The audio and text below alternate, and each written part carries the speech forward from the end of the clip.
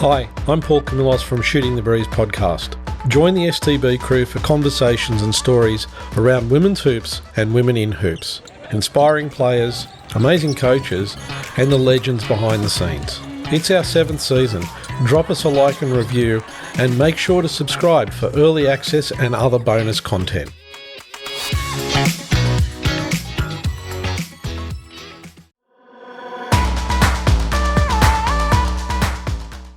Well, yeah, quite amazing, to be quite honest. And I still like just you talking about it, that atmosphere, it just takes me back to it because I just get pins and needles. It was still the excitement's there, and can't wait to get back for game one and to get our ring and celebrate with our New York fans again.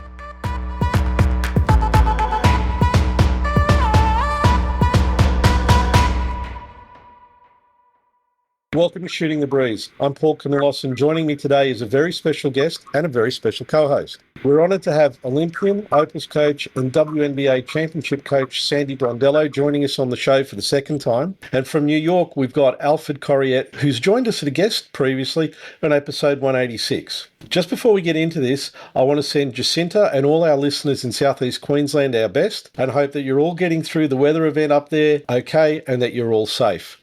Sandy, Alf, thanks both of you for joining me. Thanks for having me. Thanks for bringing me back, Paul. Yeah, no problem. So, Sandy, first of all, big news recently. You've been extended as the Opals coach. That's great. How are you feeling about that one?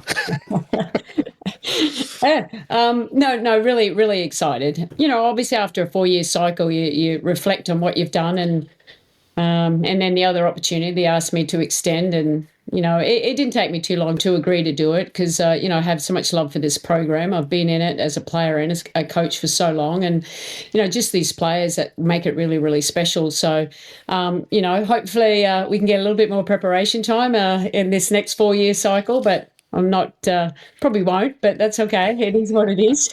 We're kind of used to it now, but yeah, really excited. I think we've got, obviously we did a lot of great things last year in Paris, but we've got a really great young core group that's going to continue to get better. You were on an International Women's Day event just a few days ago, and our producer Mary was listening to it, and I got to hear parts of it. And you made some comments about the Opals back in the day when Tom Maher was part of the program, and he brought on board the Opals values. Now, you talked about instilling those values and strengthening them within the Opals. How are you finding the progress of that? Because I know that when Jacinta and I spoke to Timsy a while back, she actually ran through every one of those values. She was still able to rattle them off. Like, she had both of us absolutely speechless at the end, to the point where she was like, "Are you guys still there?" Because we were so blown away by it. Is that kind of the kind of ethos you're trying to build amongst the team, to be supportive and to be able to live and breathe those values? Yeah, 100%. Look, obviously I've been coached by so many great coaches over my career, but I thought what Tom did, bringing in, it's something that we hadn't been touched on. And I was obviously, quite young in those days, but, focused on what kind of team do we want to be?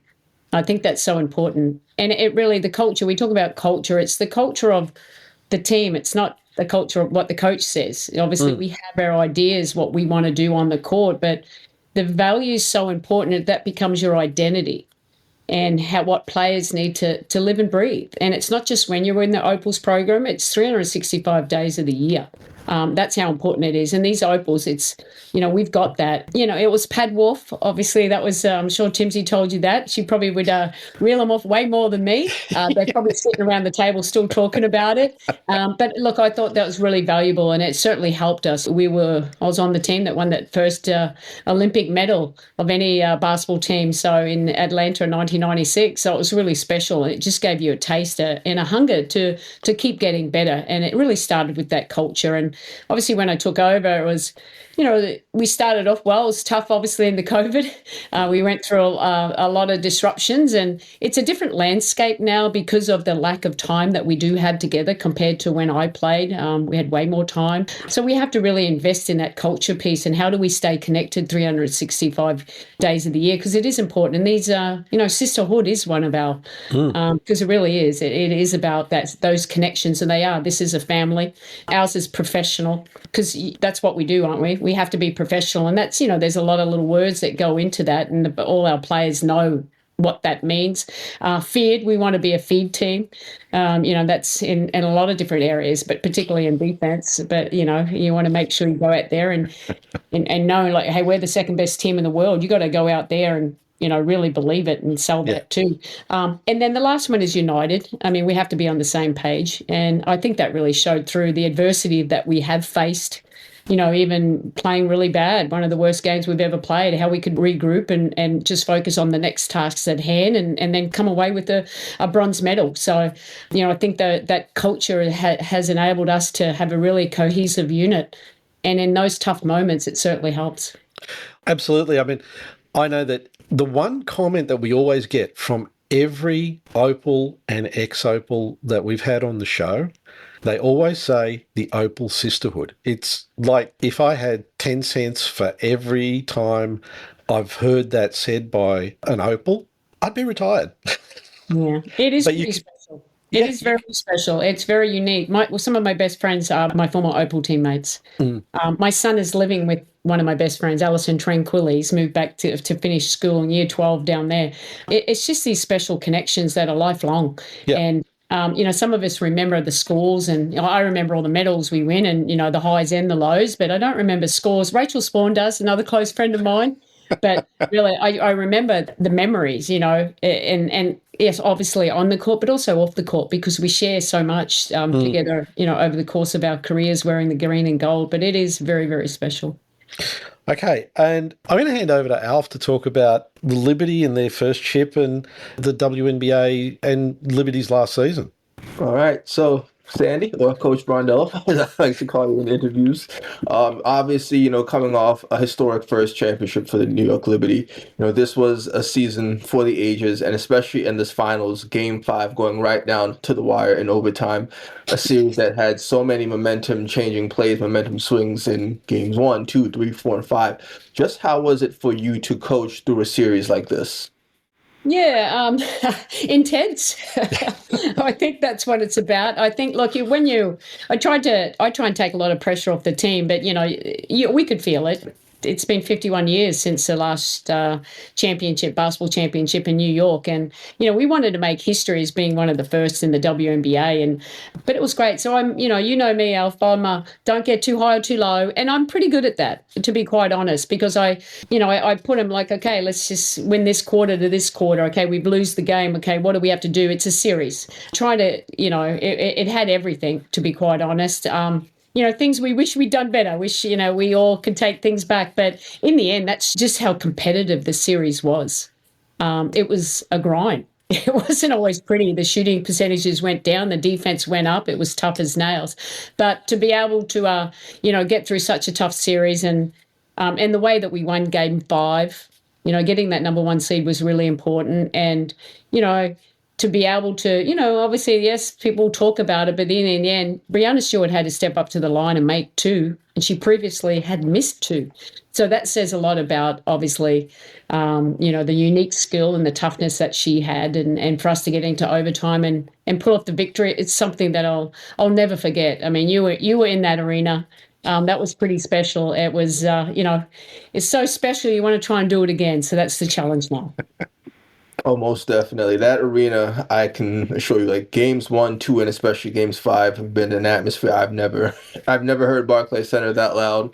And, unless New York goes to another finals, I don't think it will be that loud again, because you really saw just how much the Liberty captivated the community, where New York really wanted to rally around this team, especially in Game 5. And I think it's funny you mentioned Breanna Stewart going to the line, where it's like, New York was just so quiet in the arena, where it's like, no, nobody make a sound, nobody interrupt Breanna Stewart's free throws at all. She has to make these. And then obviously once they won the championship, everyone just came up, and it was just such a vibrant atmosphere. And, seeing how this atmosphere has changed from when you started as the head coach of the Liberty to now seeing the sellout crowds, the arenas, just how has that evolution been for you, especially as someone who's played in the WNBA, who's coaching the WNBA, and now to see this rise and this growth, just how has it been? Well, yeah, quite amazing, to be quite honest. And I still, just you talking about it, that atmosphere, it just takes me back to it, because it's, I I just get pins and needles. It was still the excitement's there, and can't wait to get back for game one and to get our ring and celebrate with our New York fans again. But look, I think it was more when I first took over. New York had some lean years. So at Westchester, you were through that era, and but new ownership came in, and I think it really started with Joe and Clara Tsai just having a vision. They're winners. They want to win a championship. They want to make history and do the first one. So I really think it started with the ownership. I think Jonathan Kolb's done a fantastic job of building this team and the vision that he wants from the ownership as well too. And being allowed to do that and bring all these, we want to be the most professional organisation, not just in WNBA, but in all pro sports.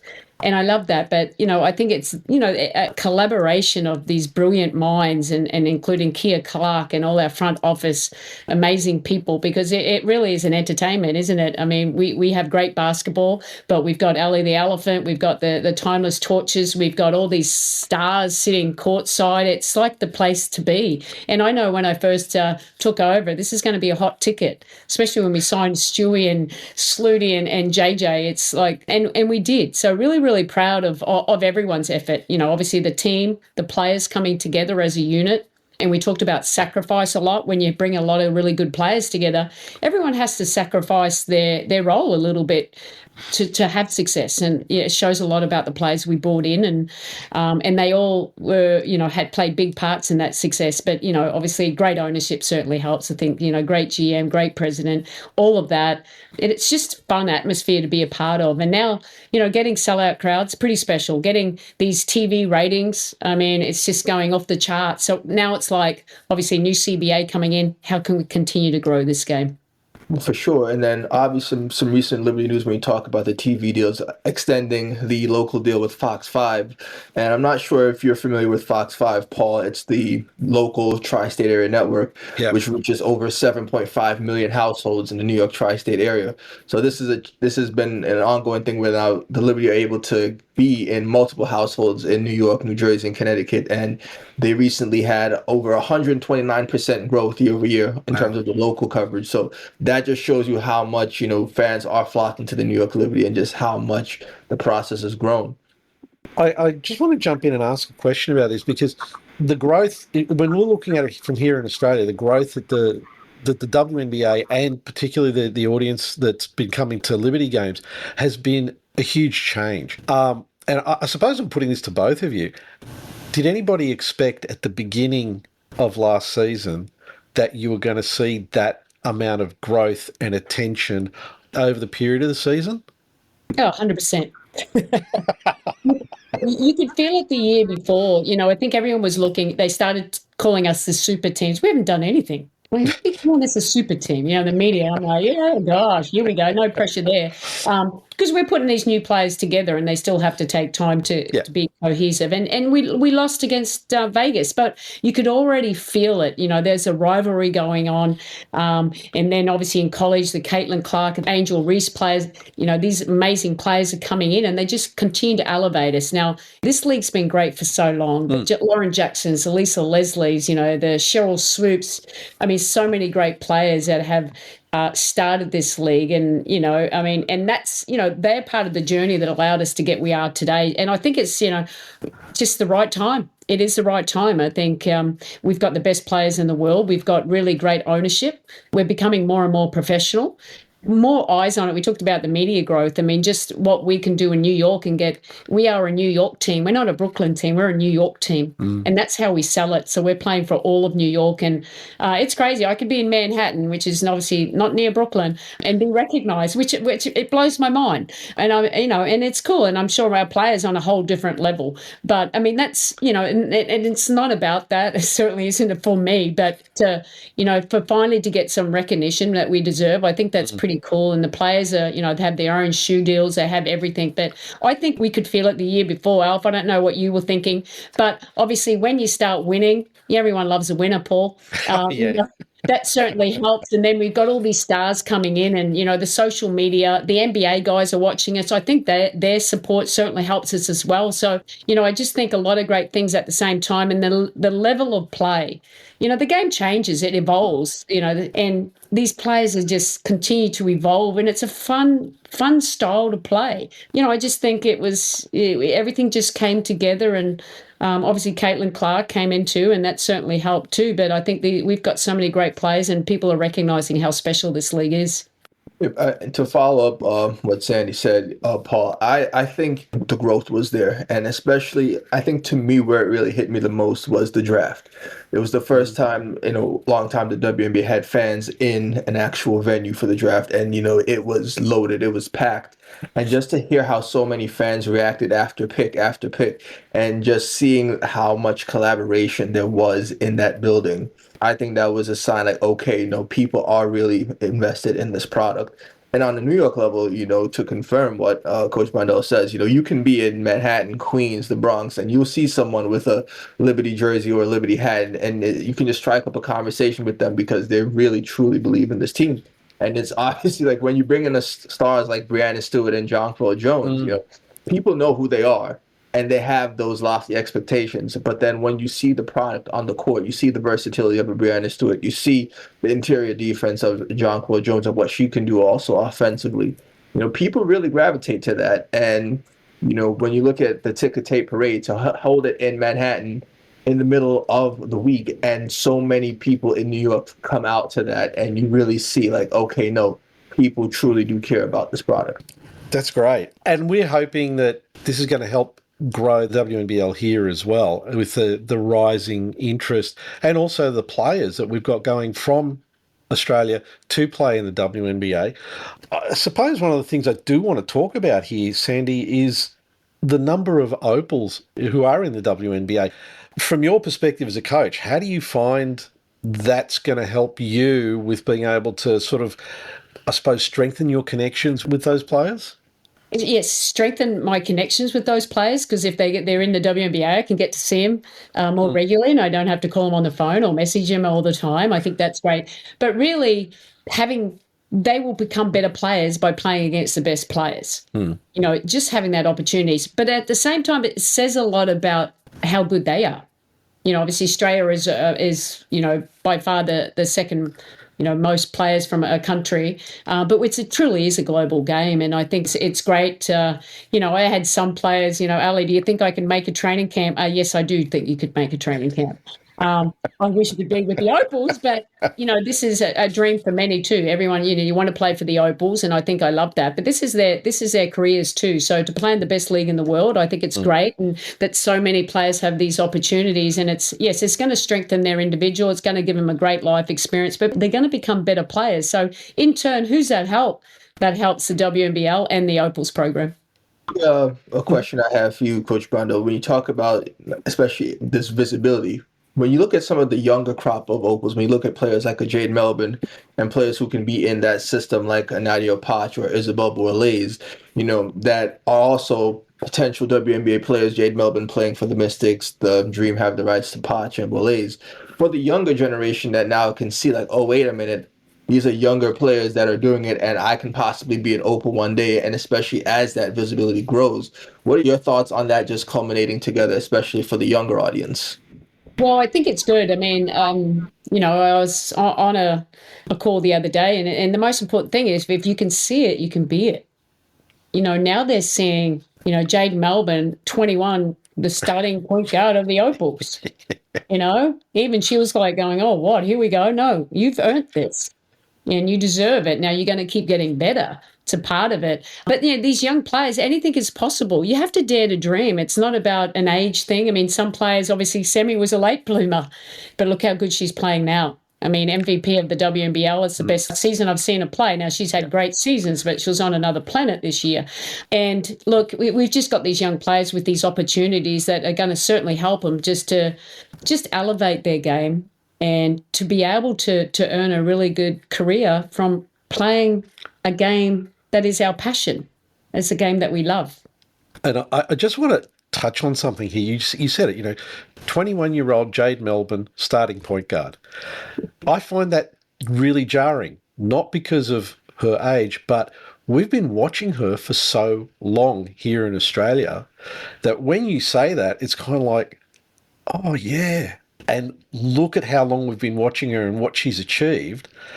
Are there any athletes that you've sort of got an eye on that are at that, that when we first started to notice Jade age, that you're sort of going, hey, there's something special here?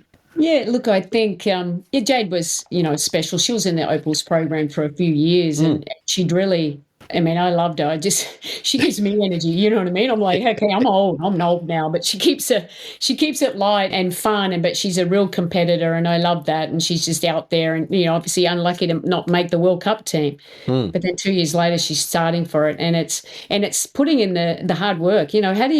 Greatness comes from, confidence, but you just got to work really hard. It's not always just the most talented is going to be the best player.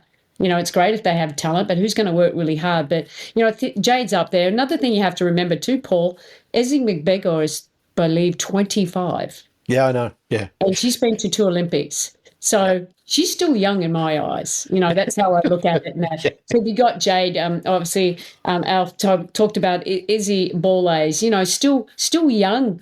Nadia, these players, I think, with the game, how the game's evolving really suit the style of play. I think we talk about we want to have pace and space, and these players could really, play and, what the vision of what I think we can be for the Opals and how really it's how we play in the WNBA. We talk about being positionless and having versatility and still being hard-nosed defensively, but that, we've got some really great young talent coming through.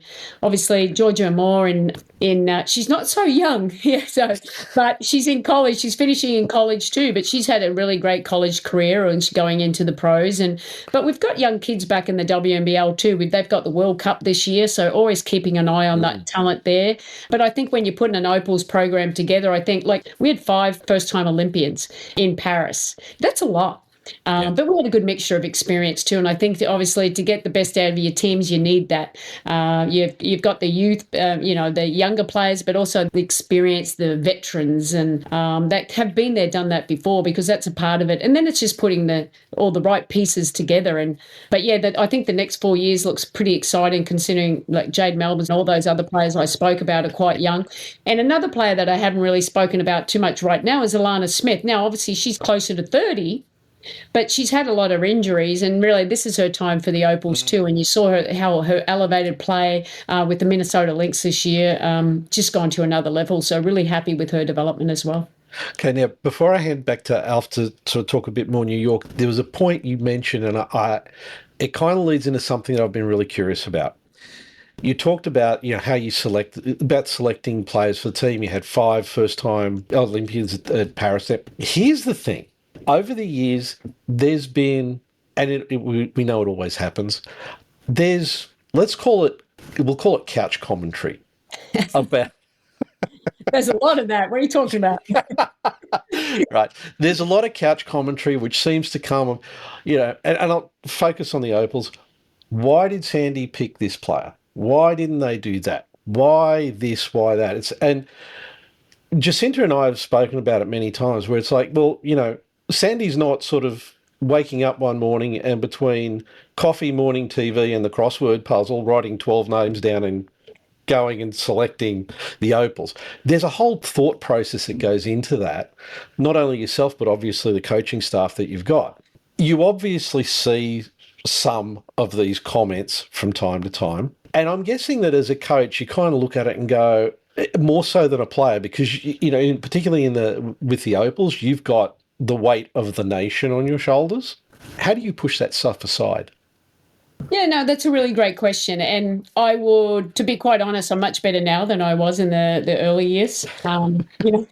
Coaching country is a great honor, but it also brings a lot of pressure as well. And pressure, all you can do, I tell my players, all we can do is control what we can control, is go out there and do the best we can. And now, in remembering, like, some days we're just going to have bad days. We had a bad day, one of the worst days against Nigeria. But part of it was like, how do we get them up to get ready for the next day? We have to learn and move forward. But in selecting a team, and it is really difficult, and it's the hardest part of my job, and the least favourite part of my job is, telling players that they're not going to make the team, because this is everyone's childhood dream, isn't it? So it's probably one of the reasons probably why I'd step away at one time, like going, I don't want to do this because I'm just breaking everyone's heart. But, I just love the competition. I love the players. I love the challenge. Now I've come to a stage I try not to even – I've blocked a few of yous. I block a few of them, can't see them. If there's something going on during tournaments, I don't get on social media. But for my own well-being and my mental health, because it does affect you. I'm still a human being. I'm still going to take things like, and then you start doubting yourself, stuff like that. And I never want to doubt myself. I'm going to make mistakes now and then. I try not to. I remember, I know how we can play. I'm an instinctful coach, but I also have a lot of data too. Analytics is such a big part of what we do now. And, putting a team together, we want to make sure that we can cover all styles of play. We have a good mixture. Like if someone goes down, who can replace it? Do we have enough shooting? Do we have enough speed? Can we be disruptive? How we want to play defense? Can we rebound? Can we play against the big players? Can we play against Japan or all small? Having that versatility. And sometimes it's hard when you're coming down to that 12th player, really. And it could be maybe not always the best player, what people may think. It may be the best culture piece too. Who is going to accept that role? It's really hard to play 12 players in a 40-minute game. Ideally, you'd like to. But look, I think, for the most part, we've always picked the right team. And, people have to remember, Beck Allen got injured right before Paris too. That was a big, that's not easy, losing one of your best players right before a tournament who's done so well. And it was heartbreak for her and for us. But, we just come together. But I suppose you just learn to have thick skin. You kind of know who's in your corner and who isn't. And I really just listen to the ones that, who know me the most and I respect the most. And I only got a handful of them, but that's all I need. Yeah, sorry for taking off to a bit of a diversion there, Alf. I'll pass it back to you. Well, Paul, you could say I haven't read it lately. What are they saying now? Did I miss out? Look, okay, honestly, it whipsaws so much, right? You go back a few years, it's like, it's time for a new coach, it's time for new players, it's time for this. Okay, we got bronze. Spectacular. Everything's fine and rosy. So it's like like a tall poppy syndrome, isn't it? But that's like that, and that's normal. I think that's part of it. And I like I said, I suppose I know who my real friends are, and that's most important. And I have a job to do, and I try to do it to my best of ability. And if they don't think I'm the best person, that's okay, because I've had a good run. But here I am, another 4 years. I'm going to work really hard, and hopefully we have great success again. So yeah, look, I also see this as being part. It's also equally applicable not only to sports but also to the commercial world. It's the same sort of thing. You constantly have people questioning your decisions. You constantly have people questioning, are these the right people? So it's interesting to hear your perspective on that, because it's equally applicable to the Opals as it is to people in the world of business. It's really interesting to hear that perspective. Yeah, but 100%. In that regard too, like what people are making an opinion from what they've seen in something else, but they've never been to a camp. You know what I mean? So you're making how can you make that, like making a comment, and come and watch us practice, and maybe you'll see why I'm choosing this team, how it works together. You just come and watch. But, that's just a part of the world that we live in, and, that's part and parcel. If you don't like it, don't read it. And that's what I'm trying to do. Yeah, well, and when that was going on, I mean, I know, like I said, Jacinta and I talked about it a lot on the podcast. It was like, you got no idea. Nobody has a clue of what's going through your mind and the mind of the coaching staff to come up with the roster you come up with. We haven't got a clue. There's got to be a reason for it. You don't, like I said, you're not just sitting down and having, between TV and the crossword, coming up with 12 names and going, yeah, that's it. That just doesn't work. Especially with limited preparation, you want to make sure those 12 players have already good chemistry and cohesiveness. Yeah. Because you like I go into a tournament and I have like 5 days. Yeah. I can't reinvent the wheel, you know what I mean? So the chemistry certainly helps, but how do you fill into those pockets? And, sometimes you feel like, and we judge them by how they go in camp. You might be play great in the WNBL, but it doesn't always translate to the international game. Sometimes it does, sometimes it doesn't. So, but yeah, no, I've learned to live with Paul. I think I handle it much better now than I did 3-4 years ago. So I'm doing pretty good. That's good. Obvious. Alf, I haven't blocked you. Or you, Paul. I think that's a good segue, talking about camp and as it relates to the Opals, because, before this upcoming WNBA season, obviously training camp will happen with the New York Liberty. And we have some new faces on the team, and also bringing back some players when we think of Kennedy Burke, but also, the signings of Isabel Harrison, bringing in Rebecca Gardner, also looking at a chance to see players like Raquel Carrera and Caitlin Davis to see what they can do. And also some new coaching hires. We had Andrew Wade, who is now in Unrivaled, currently with the Laces, but also Sonia Rahman, previously with the Grizzlies and MIT. Just what do you think that says to the Liberty's willingness to not just kind of rest on the laurels, but also looking to, compete and looking to say, no, we want to be at the forefront of competing? Yeah, I think you've just said it there. Like, I think once you win a championship, you're hungry for another championship, aren't you? I think your biggest mistake you could make is just you think you're going to run it back again. So in the off season, it's, I think Jonathan does a good job. And for me, it's more like, how do we get better on the coaching? How can we provide more for our players? What kind of players can come in and complement the core group that we have? So I think really excited about the hires that we have done with Andrew Wade. He's a great young talent. He's a young guy, but he's an old mind. He's been around the league and our game for so long. So really excited about what he brings and his role as a director of player development. And then Sonia Rahman, she's had so much experience in the NBA, and we thought, well, that's interesting. Let's, we're always stealing off the NBA. So, okay, let's bring someone with that experience and that can add to making us to be better. Now, yeah, we had the ultimate season last year, but there's areas we know we can keep getting better in, and every team is going through that at the moment. So it's exciting, and obviously bringing in some of the players. Obviously, Rebecca Gardner was injured last year. Excited, she's making good progress, and I think Maquisha's overseas doing pretty good in China, and we've lost a few. Obviously, Kayla Thornton's always tough to see her go. She's a fan favorite and was so great for us, but excited for her what she could do at Golden State, but. Hopefully, I don't think we're done yet. So we're still putting the pieces together. I think Jonathan's, he's plugging away and seeing what else that we can add so that we can build on what we did last year. And I think the continuity will help that we can, right from day one, how do we keep adding to what we did? Where do we need to get better? And, that's a lot of the discussions we have in the off season with the coaches. And, I'm really excited. I'm having a coaches retreat in Phoenix in a few weeks. So we'll get them in here and we'll work hard and, have a little bit of fun around it. And when we get back to New York, we'll be hit the ground running. I think that Phoenix retreat will be fun. As someone that, went to Phoenix for All-Star, I definitely like the Phoenix weather compared to the cold that Tri-State area can bring. So definitely enjoy that. But you talked about, it's obviously a collaborative effort between the front office and the coaching, and in terms of like trying to bring in pieces.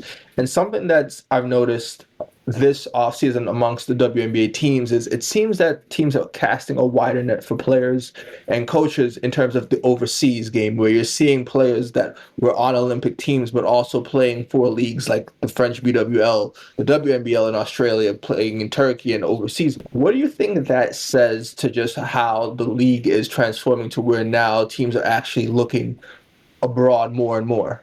Yeah, look, I think it truly is a global game. And when you have an Olympic Games, it allows all these coaches to see the best talent from all over the world, not just for Europe, it's Asia, Australia. So it's pretty special. And I think it just, women's basketball it's played by the most countries. So there's going to be a lot of great players. But I think coaches now, they're not scared of bringing players over that are going to miss time, because everyone loves to play for their country.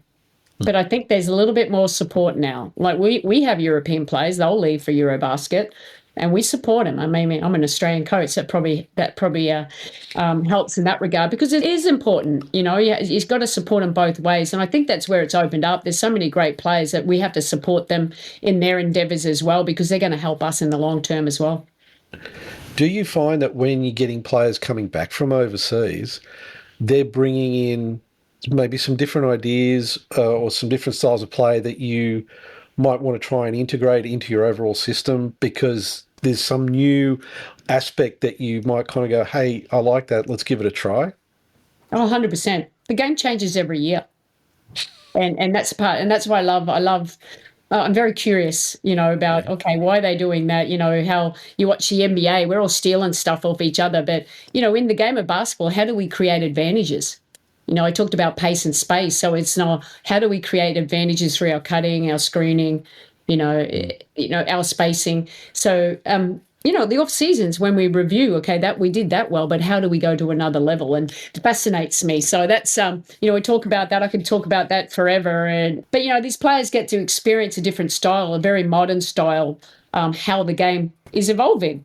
And we want players that can fit that. And that's why I'm excited about the Opals. I want to, I would like to play that really, we've changed a little bit, we're going to be a little bit more speedy, young, so we can run a little bit more. And so I'm excited about how that is and continue to just grow. How do we create those advantages? Obviously, not just for our drivers and our pick and roll players, but, all for our shooters as well, because I think we have a really good mixture of that, obviously with the Opals and then with New York. And it's just bringing those right players in. How do we get Sabrina more open looks? How do we get Stewie? But the other players improving their games around it will help our best players as well too. So, I like the off season because it's exciting. And then when you want to put it back together, how do you kind of mold it to, and you're always adapting. You have to have some flexibility. It's the beauty of it. For me, I'm like, we have to empower our players. We give them concepts. How do we make them better decision makers? Because in the end, that's what basketball's about. Like, you don't want them running around like robots. No, you guys have to make a decision when to cut, when to space, when to screen, and knowing, the philosophy of the game. So, it's really exciting. And the game continues to evolve. I think you see that all around the world. And you see, like, if we look at this season, the WNBL, we've had Letitia Ammer here over in Perth with Ryan. Shannon's got Nia Coffey. Kennedy's got Veronica Burton down there. And you've been here and you've watched some of these games. How do you find kind of watching those players, particularly in those other systems, and what sort of things do you look for when you're watching those international players here in Australia and operating within the systems of coaches, some of whom are on your staff? Yeah, no, look, it's been really fun. Obviously, every coach is going to have their own kind of style, but you see how it evolves even through the season, how they start, because you get to know your players a little bit more, where's their spots and how does it all fit together and then molding it and to make it work. But, I think Bendigo hit the ground running. I mean, Burton, she impressed me last year. I thought, oh, okay, she's got a little, defense. But you see this year in the WNBL, she's got this confidence on the offensive side. Look, last game, not 4 from 6 threes, but her ability to get to the rim and finish. She's picking up full court and being really disruptive. So I think she's added another element to the game, which is, hey, kudos to Golden State, because that's where she's going. She's got an opportunity to really take over on that and be great. And, Emma here hasn't played much in the WNBA.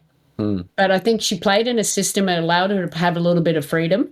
And you see the offensive versatility and the defensive, because I see her out there blocking shots. And, it's a really good system because Perth play a really pro-style play. You know what I mean? It's more, it's probably similar to New York, quite honest, with all their movement and creating the spaces. So you see a lot of opportunities for their individual brilliance to shine through. And, a player we didn't talk about is Allie Wilson. I mean, how good is that? I mean, I had Allie in the first 8 years ago. She was in camp, but had a few injuries and, didn't make it back there. But the last 2 years, she's impressed me so much. So really excited to see her in camp. And, I think 3-on-3's helped to be a better player. But I think being in Perth has been good for her because you've got to allow some of those players with flair, Shanice Swain. I mean, you've got to allow them just to play and, learn by doing. And you have all these skills, so don't put them in a box. Yeah, I mean, both Mary and myself remember Ali when she was playing at the Flames in Sydney when it was Sydney Uni. You could see that the raw talent was there. I suppose this is where it comes to that bit between the player has to find the right coach, the same as the coach has to find the right player to be able to get the best out of each other. It's you and me, Alf. I think we had a bit of a network issue. What do you think of Allie Wilson, Alf? No, I've really been impressed with what Allie Wilson's doing with Perth. I think just to see what her game continues to be, and just that overall Perth team with her, Amy Atwell, and Miha, just seeing what they can do. And I think that also opens up a good probable question in regards to the coaching, because when you look at coaches like Shannon Sebum, Kennedy Karama, Ryan Petrick, they've been able to sort of tap into some things for some WNBA players that we've seen them have fantastic seasons after playing in the WNBL. One instance I'm thinking of is like, look how great Ari McDonald looked with Perth last season, and we've seen like how great players like Jackie Young and others have looked after the WNBL stage. And then also to tie it into when you look at Connecticut hiring or Rashid Mezian and looking outside the box for a coaching hire, could we possibly see some of the WNBL coaches now foray into possibly the WNBA one day? I mean, we've seen Paul Goris-Gaz with the Dream, but could we see that, other coaches in the league as well? Yeah, no, 100%. Why not? I mean, in the end, they're basketball coaches. They love what they do, and they're very smart. You're going back to it. I think, what the WNBL is great at, it's not like every day they're doing team practice. There's a lot of player development in this league as well, and I think that shows. I mean, you show the development of these players, their ability to get on court and work with the coach gives them a lot of confidence. And, over the course of the season, I mean, coaching is not just about X's and O's. It's about building those relationships too with those players and instilling confidence into those players so they can go out there and, strive for excellence, which they all do.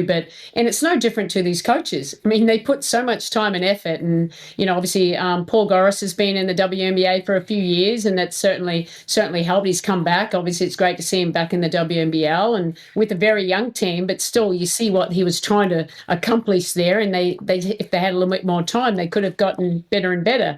I think Shannon is obviously he's an excellent X's and O's kind of guy, but I think even from how he started at the start of the year to now, I mean, he had a whole new team, and then getting that chemistry together does take time. But you see that, I think, and they're playing with a real good understanding and flow in their offense, their pace.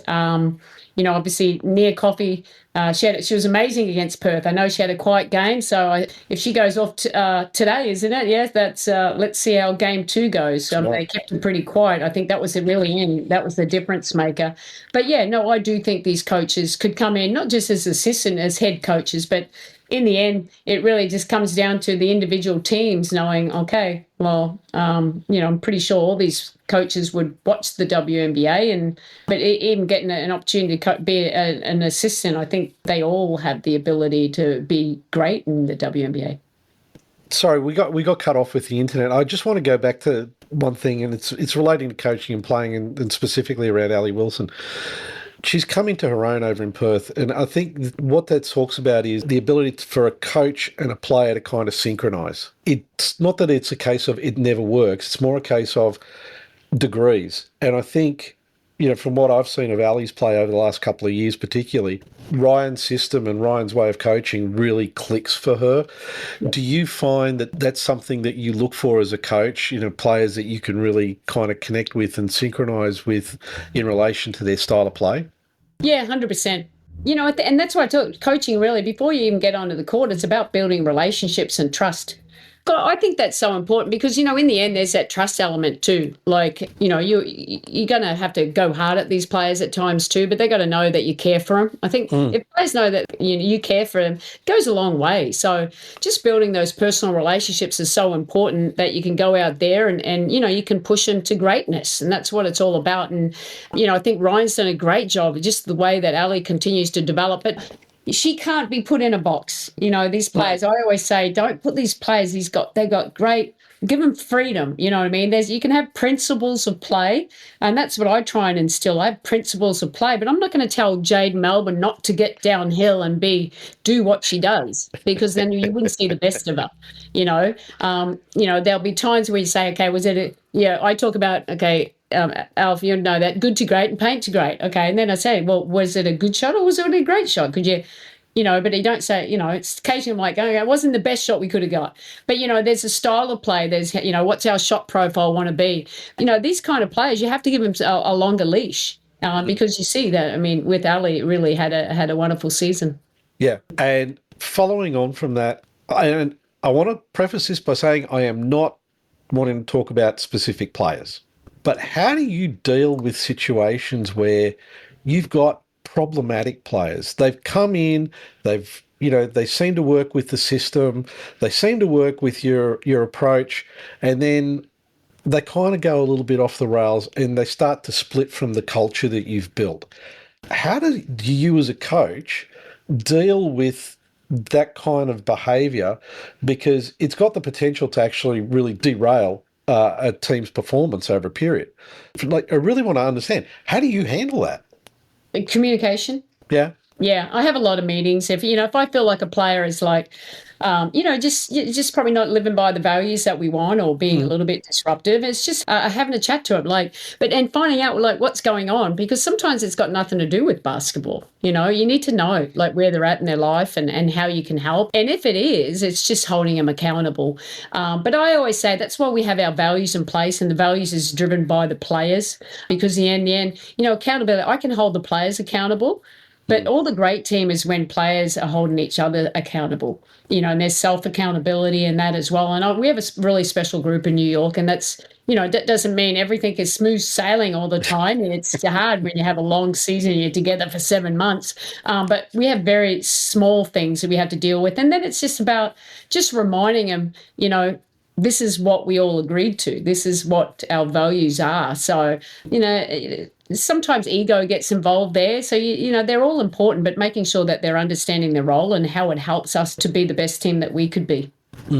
One of the things that we did want to talk about was Paris 24, our first podium since London. A lot of new talent, as you said, emerging. Hard-fought games. How did you, sitting there now, in a bit of time, looking back at that performance, how do you see it?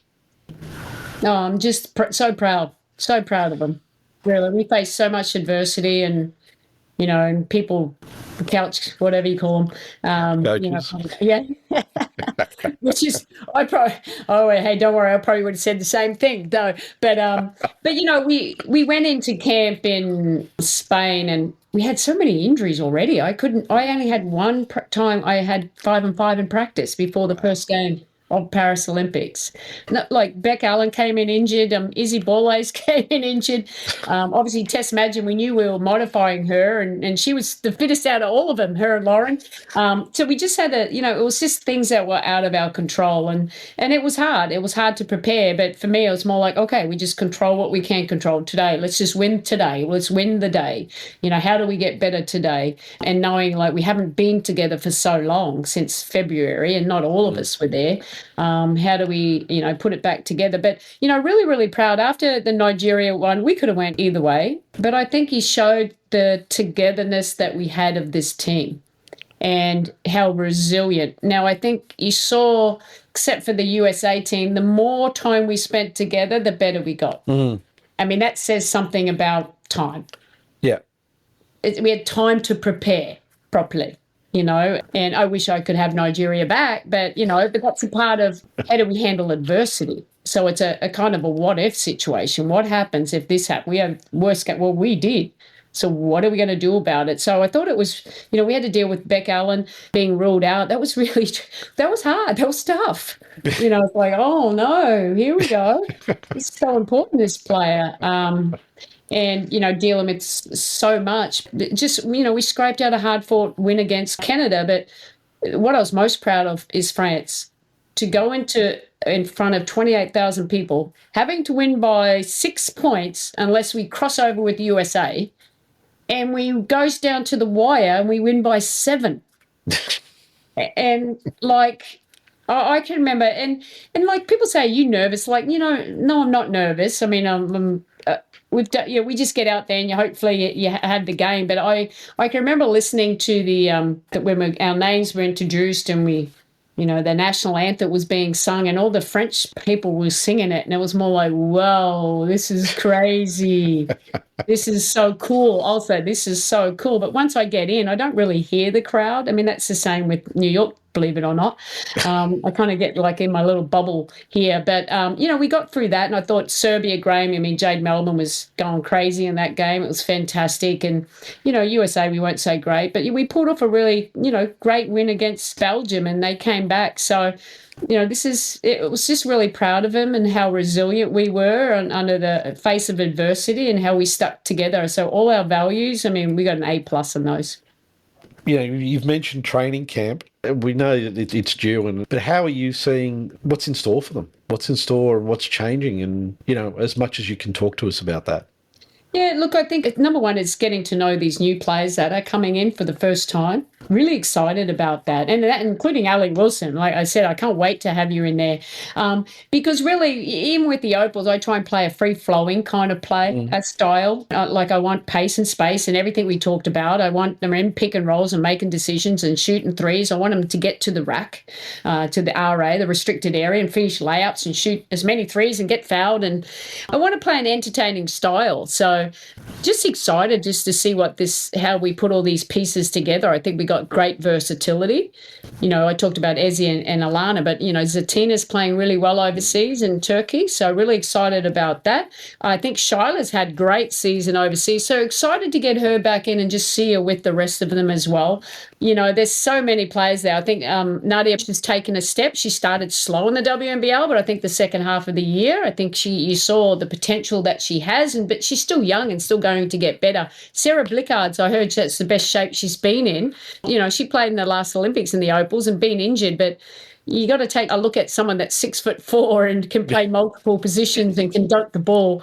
For me, that was a no-brainer. But I think we just got a really good mix here, but a lot of young players coming through that excited just to see. We want to play, pace and space, but just excited how it all works together. We've had actually a very exciting WNBL season this season. Game 2 is tomorrow, our time. And I know you've been at a number of games here. And how did you see this season? Because I know from my perspective over the last 12 plus years, I think this one has been one of the most interesting and had some really fascinating performances. And if we just look at the semi-series, you look at the Townsville Fire series, we would have thought, that would have been a whole lot tighter than it ended up being. And then you had the Flames Bendigo series, which was a whole lot tighter than a lot of people were predicting it would be. You're looking at it from the outside, you're sitting on the sidelines, you're watching it going on. What's your take on it? Well, I think it's been a great season. I think if anything that's kind of hurt some teams was injuries. I think some teams had too many injuries. Poor old Sydney, but they just, gave young players some more opportunities. So in the end, Sydney's going to be better just because of what they went through this year. I thought Canberra, a really young team, and they got better and better. There's a lot of parity. Now, obviously, Bendigo kind of established themselves early, as did Perth. They had a lot of continuity, even though Ali was coming in, but she just fit that style. Whereas Bendigo had a lot of new players too, but they were veteran. You see, it's way easier to get chemistry when you got a veteran team. And Shannon had a whole new team. He had to make some changes through the year with some of his inputs, but I think when Nia Coffey got there, it just went to another level. Now, I've coached Nia and just her versatility. That last game, she was on fire, shooting those threes. It was ridiculous. 7 from 8, wasn't it? It's more like, oh, well, she can't miss. But, she brings, the ability we talk about, and Alf, you can talk about this too, with New York, we're very long and lean. We like long and lean, probably going away from small, because it allows the opportunity to be more versatile and switching. And I think that benefited, obviously, Townsville. Now, not the last game. What was a close game? It was an even game until that fourth quarter. But, it should be an interesting game too. But I think they're long and lean. So I think Shannon's done a good job with those players. And I think Abby Ellis is, great young talent and someone to continue to watch as we move forward. But it was hard fought. You see how hard they're going out there playing, blowing up, action, switching and the movement around it, the shot making. I think it's been quite good. I think one thing that's kind of been down for me is the 3-point shooting has dripped off. And that's something that, we want to shoot a lot of threes. So it's an area that we're going to continue to work on when we get to camp and, and getting up as many as we can. It's interesting because, particularly the fact that you picked on Sydney and the number of injuries they had, because it's been pretty extreme. In fact, I'm guessing it probably gave Cheryl PTSD as to her last season with the Flames when she was head coach, because it was the same. It was crazy. But I'm also curious about, you've obviously would have had opportunities to talk with the new ownership of the WNBL during your time here and the new management team that they've put together. How are you seeing the future of the league with this new world that we're going to be seeing start on the 2nd of April? Yeah, look, I'm excited. I haven't met everyone. I got to meet Victoria when I was back there in Sydney watching the game. And yeah, it's more like, okay, really excited. Let me know if there's anything that I can do to help. But I think it really starts when you get ownership in that has a vision. So really excited about what that vision will be for them. Obviously, they have connections. How do we get more media? How do we get more visibility? We have a great game, and not enough people know about it. So that's always for me. Like, I mean, the Opals is the second best team in the world. Not enough people know all of our players. They should be household names. And that goes to so many other great female athletes back in Australia as well, too. How do we change that? How do we change that mindset? How do we get gender equality? But like the WNBL is a great league, and I'm really excited about what the ownership is going to bring there. Yeah, they got Lauren obviously involved. Smart move there. And, I think it's going to get bigger and bigger. And another reason for that is because we had some really good imports this year. Because of the season fits with prioritization in the WNBA, players don't want to continue to play all year round, but especially the younger ones, it's an opportunity for them to go work on their game, but still have a bit of a break in between and get to live in Australia. I mean, that's a perk, isn't it? And you saw their development just by playing in the WNBL. So really excited how it translates when they come back to their teams in the WNBA. But going back to the ownership, I think... I think it's going to take off, and maybe not in year one, but I think they're going to have a really good approach that they can continue to grow the game and, more of our Australian-based players playing overseas stay at home and continue to strengthen the league. That's one of the key things that you mentioned just then, the fact that it's not going to happen straight away. And I think the biggest concern I have about this is there's going to be a lot of fans who are going to be hoping that it's going to be, let's flick a switch and everything's going to be wonderful and rosy. But the reality is it is the first step in a long journey to bring the league up to where it needs to be. Because absolutely, I'm still stunned that so many people don't know of the caliber of player that we have in the league. Jade, I mean, her name comes up a lot, but it's like, seriously, this is a spectacular talent. She's a kid. Everybody should know who she is. Like, they just should, given what she's achieved in such a short period of time. And she's got a huge future in her career. Where's the media? Sorry, I mean, it may sound like a dumb question, but really, where are they? Great media in New York. We're so, but that's what they need. It's like media having passion for women's sport. But then the media, the higher ups understanding, well, how do we get that? Well, we need the visibility, don't we? So you see, like in the media, like in the playoffs, we had probably 100 or plus media in that room. I don't know. It was crazy.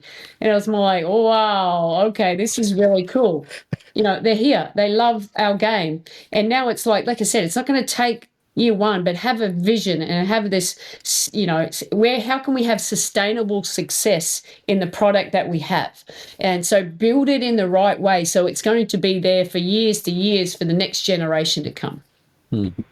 Just to kind of tie into, like what you and Paul have been saying, I definitely would like to see the WNBL covered more because, I got into the WNBL last year and just, seeing how great of a league it is, just watching the grand final, seeing like what Lauren Jackson could do with Southside and so forth, and being surprised that, okay, this is not a talked about league. So that really got me into trying to see what I can do to cover the WNBL, even though covering it from afar, just seeing like what I can do to kind of help usher in and help promote that league as well. And I think it's a fantastic league. You talk about it being a chance to see players develop. We've seen multiple players. We think of Jasmine Dickey coming over, Charlotte Collier this year coming over with UC Caps. Last year we saw with the Melbourne Boomers, Nas Hillman and Jordan Canada working and how they're pick and roll, trying to see how they can carry back to Atlanta. I think, it really starts with the media, and it really starts with just really trying to showcase that this is a wonderful league with wonderful players and just letting it continue from there. You're absolutely right, Alf. And I think, you talked about it as well during the International Women's Day session that was on the other day, that, leadership and investment in the sport, stepping outside just the league, what can be done? Because, there's been a lack of interest in basketball generally, except for Olympic years. In Olympic years, everybody is, they're all in on the basketball. They're all in on a whole bunch of different sports that they get to see, which proves it's got to be there for you to see it so that you can follow it. But then it drops off. And, look, Sandy, you've been involved in the sport for a long time. You must have some ideas or opinions on what can be done to try and raise the profile outside that Olympic year bump that the sport gets. Yeah, it's a great question. I don't know if I have the answers, but I do think, I think any time that you can have a national team play at home in Australia, it puts more eyes on it. How can we market that? These are our best players. Come and watch. And I think that's how you get interest. Like maybe some families or some people have never watched it before, but they go along because it's the Australian team. Now we have to how do we create more of those kind of interests? How do we create more community engagement or more alignment with those club teams so you can get more people in the stands to watch, because it is a great product. You know what I mean? So I always think, well, what's the pathway? You know what I mean? There's so many kids that play basketball. I know that we have a drop-off from the age of 16. I'm like, well, what is the pathway? Because basketball should be for everyone. Now, not everyone wants to play at the high level, but there's other areas that we could get if you love basketball, but you're not an elite athlete. So, well, what else can you do? There's obviously officiating. There's obviously the front office, in the administration. There's so many areas to stay involved because it creates a community and a really positive effect on your life in all, because you're in sport. It's more about the teamwork, isn't it? Like being together and having this common goal. You're still trying to, how do we push the needle? How do we make it go better? But look, I wish I knew the answers. I just think it really just a visibility that kind of helps. But how do we get more people to come and watch in the stands? It's great to see people watching this finals. Townsville's tomorrow night. I imagine that's a full house. Great. But why is it, and Townsville's a little different because they're on their own, but how do we get more and more people? Adelaide, come on, how do we get even more kids? Because these are your heroes. You've got 2 Opals playing for your team. Why doesn't more people go and watch that? It's entertaining. So maybe it's a little bit of the community engagement as well too. How do we get out to the schools? How do these young kids get to touch their role models? And that's what it's all about. But in the end, it really, Alfred, it always comes down to how do we get the media more involved? They're talking about this game and people read it and they go, oh, I'm going to start. No, this is interesting. The more you see something, the more you think there's an interest that follows. Yeah, it's one of those really interesting questions because, as you said, it's how do you get people in the seats? I think partially they're just, I don't know why, but some teams do a really great job of being able to promote the sport and getting people in the door. Others don't. And I kind of wonder sometimes, maybe expansion for the WNBL into some of the regionals areas, like Newcastle. Because if you look at Townsville, you look at Bendigo, unless, of course, it's a midweek game, Bendigo tends to get a pretty good turnout. Is it that, a potential that you got to go and look at some of the smaller regional centres to be able to try and build that kind of groundswell, and then maybe it'll translate? Well, or why don't we get, like WNBA, let's get owners in that are willing to spend money to make money. You have to invest. If you've got a product, you've got to invest in it. You can't cut corners. So how can you promote it more? We have to spend money to promote it more. How can we make the entertainment, the game day better? You have to spend more if you want to make it a really professional outfit. So yes, you may incur some losses from year 1, year 2, but what is the vision of the ownership taking over? I think that plays a large role in it. And I'm not being too critical because I know it's great that, we have these professional teams, but do they really want a female professional team? Where are the owners that are really invested in women's sport and that have this vision to help it to get to where it belongs? Because I think you saw the WNBA, and now obviously all these teams, everyone wants to own a team in the WNBA. everybody. So hopefully that's what we can get to. But it starts with just some really wealthy business people coming in, but having a vision for the sport and wanting to invest in it and do it in the right way.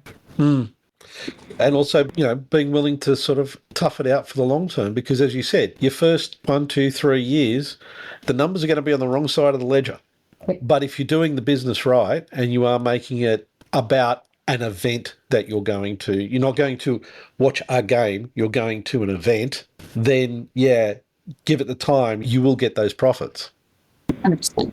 Well, I think the Liberty, you can say, is a good example of that. When you look at what the Tsai family did, bringing the Liberty from Westchester to Barclays to a big arena, it wasn't always an initial sold-out arena, and you couldn't argue maybe it was due to coming out of the pandemic and factors like that.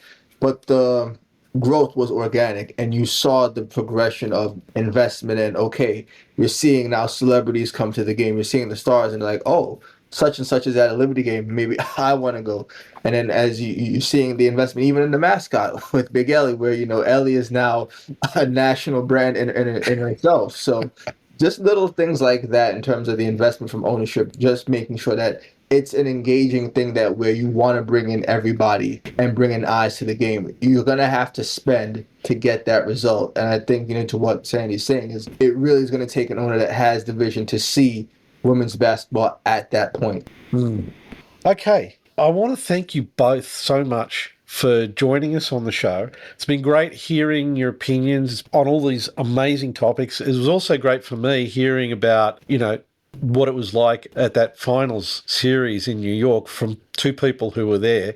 I can tell you, watching it on TV, it was pretty spectacular. I just can't imagine what it would be like to be in the room. But again, thank you so much, Sandy, Alf. It's been great having you on the show. Really, really appreciate your time.